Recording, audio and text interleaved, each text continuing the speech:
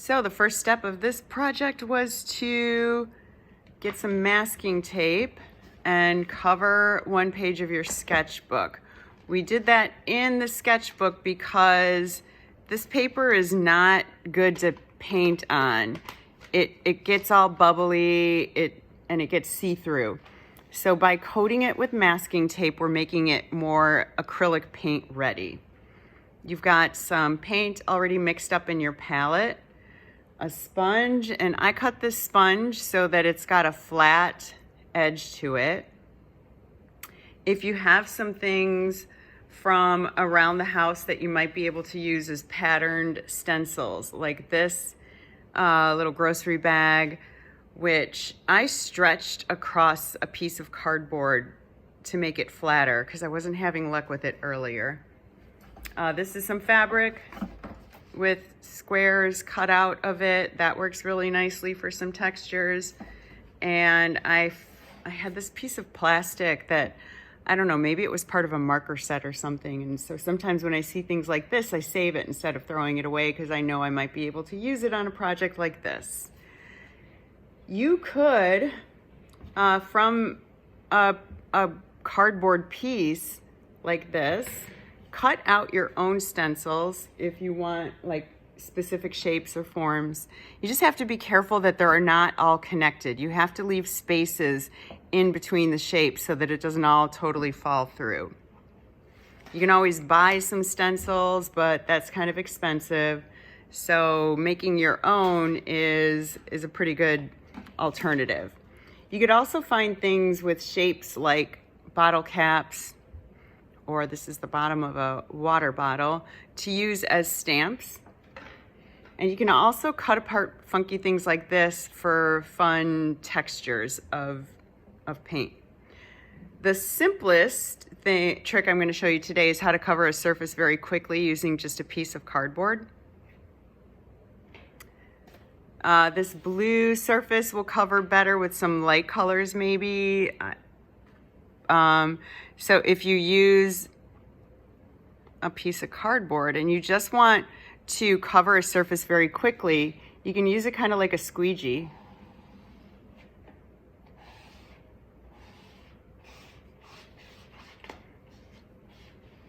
And you can get more than one color on the cardboard piece, like try and get a little of the dark on that side, maybe some blue in the middle, maybe some green on that side.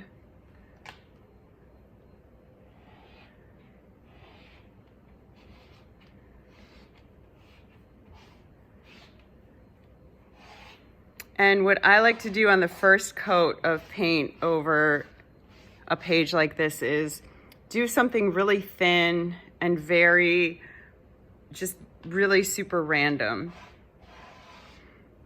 If it's thin, then it dries very quickly.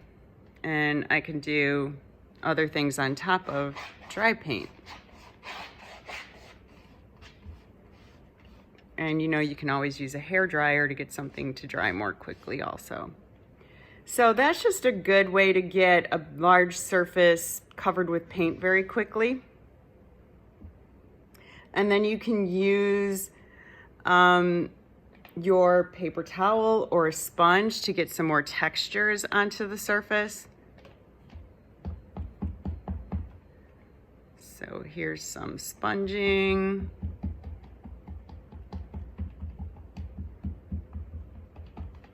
If you don't have a sponge, you can try just wadding up a paper towel.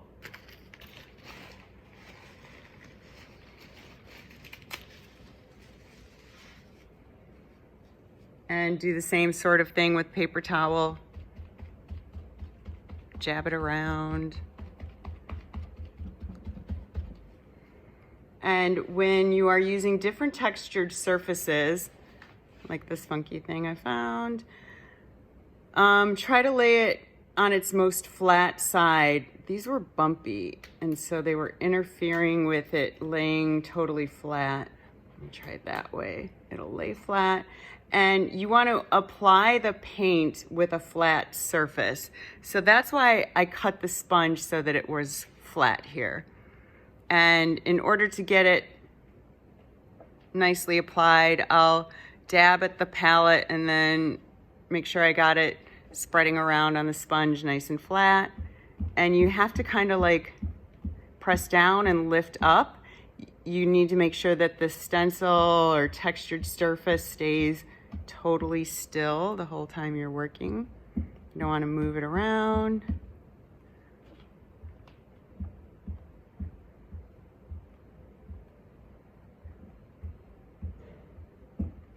And then lift away. This, I've been having a hard time with this all day. So I'm hoping, this one I tried earlier to create a frame around it with masking tape and it didn't work so great. So then I tried it again. I stretched it on cardboard. So let's see if this works. I don't know. Let me try it.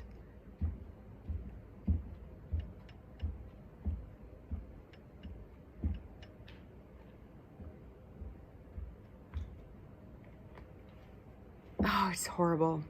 It still didn't work. All this, I keep trying with this.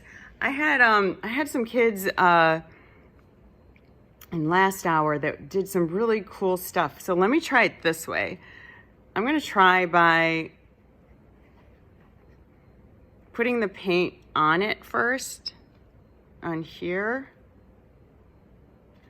And then I'm gonna press this on top of the surface. Let's see if that works.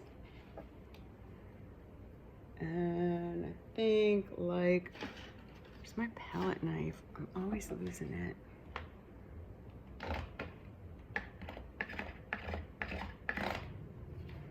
That kind of worked. Kind of cool. Kind of not. What else? Oh, stamps. So let me try this little guy as a stamp.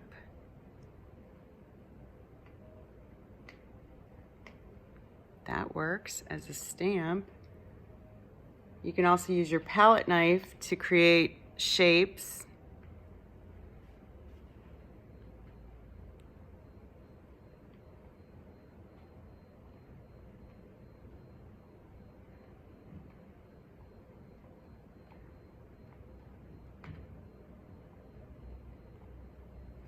And you can use your palette knife in the same way that we use the cardboard pieces to smear some paint around.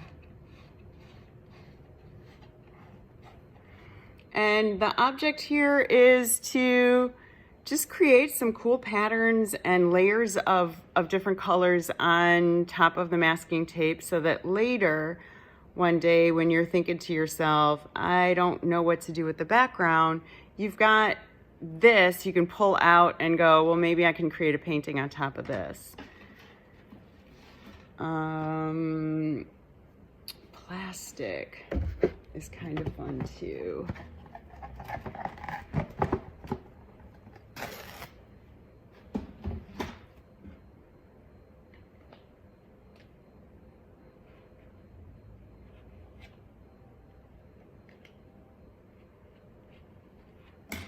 So if you've got kind of thick application of paint on top and then you press the plastic down on top of it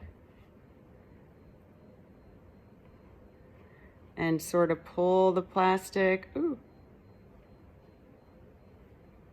that does some cool stuff too.